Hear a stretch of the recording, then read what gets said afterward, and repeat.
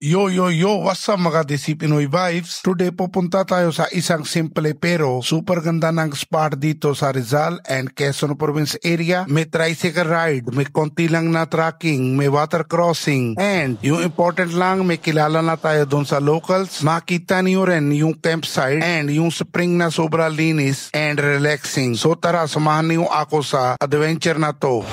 So let's go to Barangay Daraitan. Tapos doon na tayo kuha tour guide. And doon na tayo kailangan registration for the Tinipak Rock Formation. Oh, ito yung Barangay Daraitan, Tanay Rizal. Sa left side.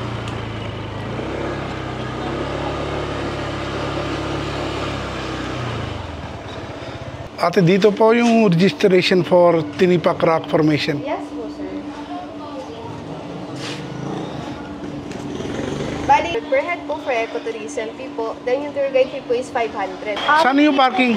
Dito lang po, sir. Sa proper lang po, sir, ng Daraitan po. Dito lang po sa Novo. Ito na lang, sir, yung isa niyo po kasama, sir. So, pinap na lang po muna. Bali, 200 pesos muna, sir. Yung 500 k guide? Sa tour guide po yan. Si ate, tour guide namin. Ate, ano name mo po? Ate Anggi po. Ate Anggi, siya yung tour guide natin ngayon. Tapos punta tayo now for the ano yun natin? Orientation? Orientation po. Okay. Para po sa pupuntahan ninyong area ng tourist destination. Sige, ate.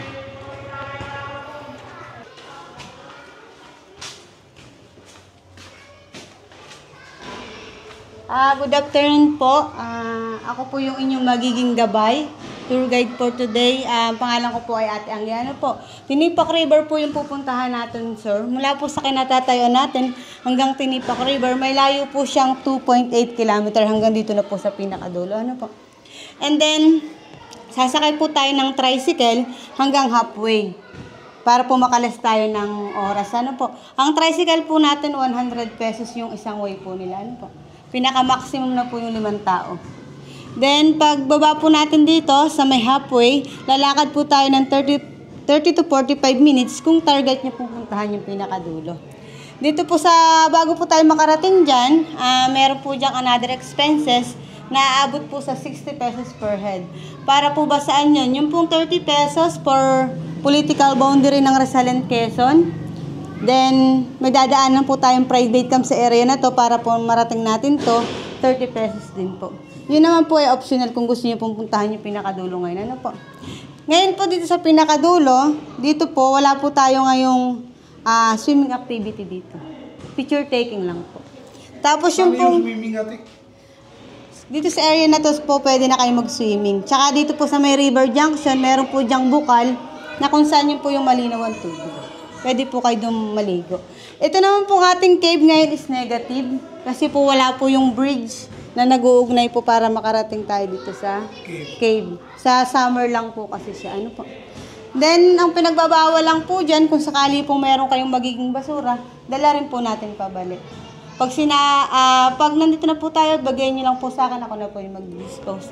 Ngayon po sa swimming activity po, ako na lang po yung magsasabi kung saan po yung safe na area na pwede niyo pong paliguan.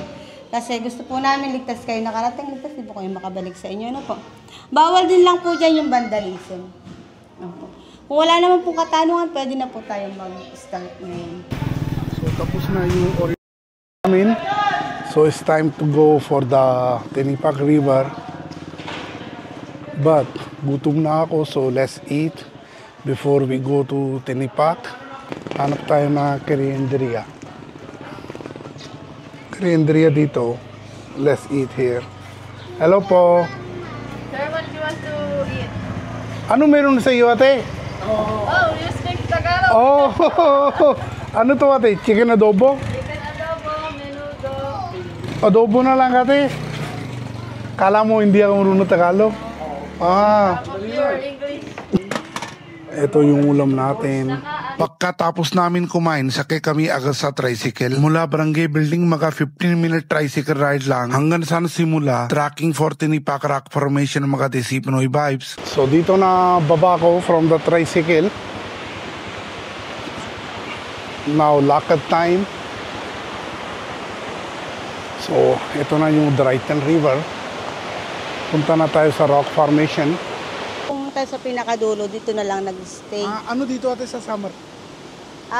Kasi iba sir, ayaw yung mga nagpipiknik, ayaw nang maglakad ng malayo. So maraming cottages po dito. Ano tawag dito ate sa... Jampulan po, start ng rock formation ng Tinipak River. Tapos saan tayo yung other side of the mountain? Opo. Sa kabila po ng bundok, nandun po yung pinaka-highlights na rock formation.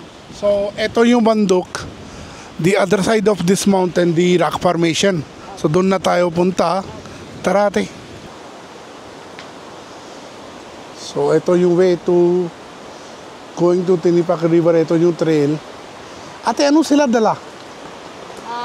Copra. Ginagawang oil. Coconut oil. Coconut oil. Yan po yung copra kung tawagin. Ganda na view dito.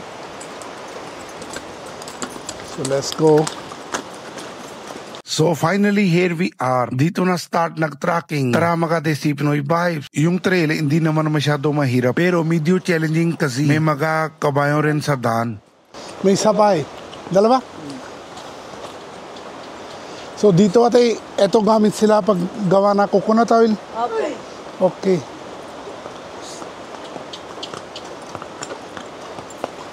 Ay!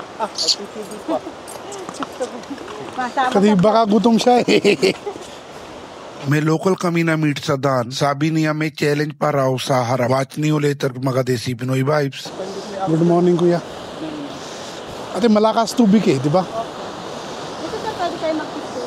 Okay. Gusto nyo kumuha na ng picture. So yung trail dito, for going down, buti hindi na madulas eh. From the long time, I want to come here in Tinipak River. Pero sa life, hindi lagi natin nakukuha yung gusto natin. Sobra ganda dito sa Tinipak Rock Formation. Yun. So first water crossing namin.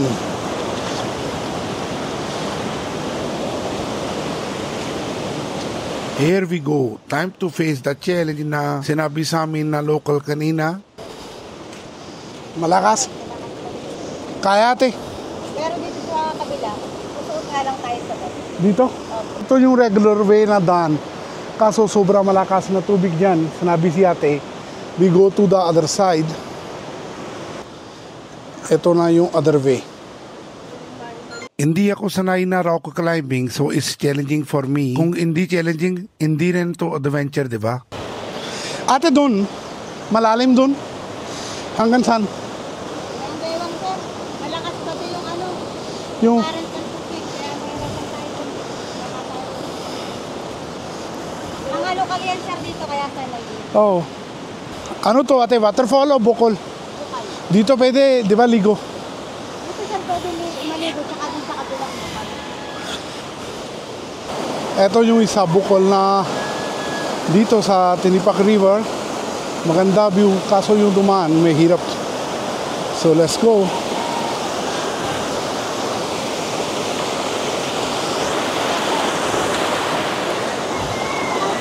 Gagaling sa ilalim ng...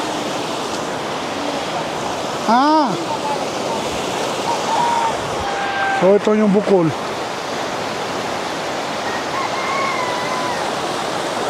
Ate, malamig siya. Ate, may tanong ako. Yung local dito, negosyo nila. Yun nga po, nagtatanim po sila ng mga... Yung mga katulad nakita natin, yung mga kopra po, may mga tanim silang niyog. Kalakal po talaga yung ano. Tsaka sa turismo po yung ano. Tapos banda dito, yung malapit sa trail, marami bahay. Konti lang sir, kaya lang ito mga tindahan lang sir ng mga kapangangailangan ng ano, turista, nagtitinda po sila. Close nga lang po. Hello po. Ngayon. So ito yung bukol number 2. Yung tubig, shadow niya para blue eh. Sinabi si ate, dito best time na punta, summer. Tapos sa summer, lagi marami na yung turista here. So here we are in another open ground. So water crossing. Yun. Malalim dito. Ano doon natin campsite? Okay. Doon pwede. Pwede doon kita na rock formation. Hindi po. After lakad na siguro mga 1 hour, na dito na tayo sa boundary na Quezon and Rizal Province. May checkpoint sila dyan, tapos bayad kami dito, 30 pesos entrance. Pagpasok namin sa Quezon Province, tanong ko si ate about sa lugar na ito na medyo remote. Itong tinipak, sa Rizal po talaga siya. Okay. Kaya lang po nung nagkaroon na po ng turista, kine-claim na rin po ng Quezon. So pinag-uusapan pa po ng dalawang bayan kung sino po talaga yung nakakasakop. Pero meron naman po silang agreement, kaya meron din pong kumbaga ginagalang din po ng bayan ng Tanayang General na Quezon. Kaya po meron din silang paningilan dyan na 30 pesos. Okay. Yung po yung pinag-usapan naman ng dalawang barangay po. Barangay Daraitan sa Barangay doon natin. Pagsangahan po. Pagsangahan General na Quezon. Ate, ikaw, ilang years ka na yung trabaho na executive guide? At ano po, 2015 pa po ako nag-start mag-tour guide Okay. dito sa amin. Pero ako po yung lokal na taga rito. Ano trabaho mo dati, ate? Housewife lang po. Nagkaroon lang po ng turista, saka lang po nabitin po kasi sa tour guide dati, kaya nagkaroon po ng mga tour guide na babae. Dati po kasi puro lalaki lang yung tour guide. Tapos may ate, curious ako, yung studente dito, saan sila punta sa school? Para yung pag high, yung, di ba, pag may grade 10, ganun. Meron naman po yan sa aming barangay sa Daraitan po. Meron po hanggang grade 12. Okay. Yung college lang po yung pumupunta sa Kabayanan para po mag-aral doon. Nagbo-boarding house na po sila. Okay. Ate, hirap na yung bahay pag ganito lugar or okay, sanay ka? Sanay na po kami, sir. Dito mas masaya, di ba? Opo. Hindi sa city eh. Opo. Tsaka tahimik po yung lugar dito. Okay. Hindi po katulad sa syudad. Nakakatakot nga po sa Sa city? Kabayanan, lalo na pag binabahay, hindi mo alam kung saan ka pupunta. Dito po kasi may akit ang mga bundok. Saka sir, talagang dito na ako pinanganak, dito na nagkaasawa, dito na nagkaanak uli. Habang kwento kami ni ate, nasa campsite na pala kami. Sobra ganda ng view dito sa campsite. Let's meet Ate Ann. Tinipak, camping ground. Okay. Makano entrance, Nay? Makano entrance? Magkano daw entrance dito sa Tinipak? 30 pesos. 30 pesos. Tapos pag may stay in... Ayan pa kasi yan, 3,000. Okay. Ilan yung... 20 katao ang 20 kasya. kasya. Tapos, 2,500 sa gitna. Ilan kasya? Marami din. Pero sa dulo, kasya po yun ng mga 4 katao. Pero kompleto may CR na. Tapos may dito ka luto, Nay? Basta magsabi lang, meron number yan sa baba. So, alam niyo, pagpunta kayo dyan, stay kayo dito kay Nanay. Nanay, ano name mo? Ani po. Si Tinipak Camping Ground, kay Nanay Ani. Tapos dito, pwede kayo na inquire. Ito yung number eh. So, pwede kayo... Yan ang may-ari sa Daraitan. Sa Tatawagan nyo. boto. Opo. Sige po. Sige, Nanay. Tapos ito yung menu nila. Sige po, sige.